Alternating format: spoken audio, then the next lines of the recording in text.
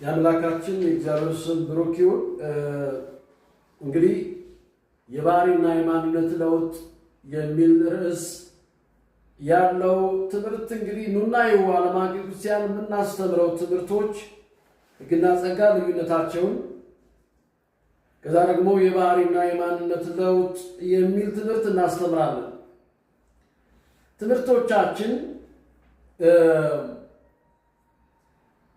በአሁኑ ጊዜ እጅግ በጣም አስፈላጊ ናቸው። ጌታ ይባረክ። ወደ ትምህርታችን እንሄዳለን። ሳምንት ዕለት የተመለከትናቸው ዘፍጥረት ምዕራፍ 16ን ተመልክተናል። ገላትያ ምዕራፍ 4 ቁጥር 23ን ተመልክተናል። ሐዋርያት ሥራ ምዕራፍ 17 ቁጥር 30 ላይ ተመልክተናል። ስለዚህ ያዕቆብ ነው የአብርሃም ጥሪ በሚል ያዕቆብ ነው። እንግዲህ በጥሪ ውስጥ 5 መሰረታዊ ነገሮች እንዳሉ በሕይወታችን እንደሚካሄዱ እንመለከታለን። ዛሬ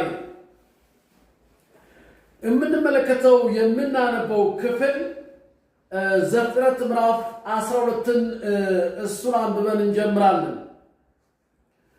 ዘፍጥረት ምዕራፍ 12 ላይ እናነባለን።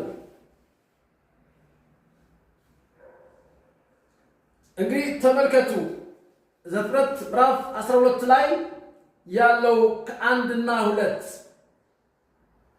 እግዚአብሔር አብርሃምን አብርሃም ነው የሚለው፣ ሀ የለችም፣ አብርሃም አይልም። አብርሃምን አለው ከአገር ከዘመዶች ከአባት ቤት ተለይተህ እኔ ወደማሳይ ምድር ውጣ አለው ይላል። ቁጥር 2 ላይ ታላቅ ሕዝብ አደርግሃለሁ ይላል። አደርግሃለሁ፣ ስምህን አከብረዋለሁ፣ ለበረከቱን ይለዋል።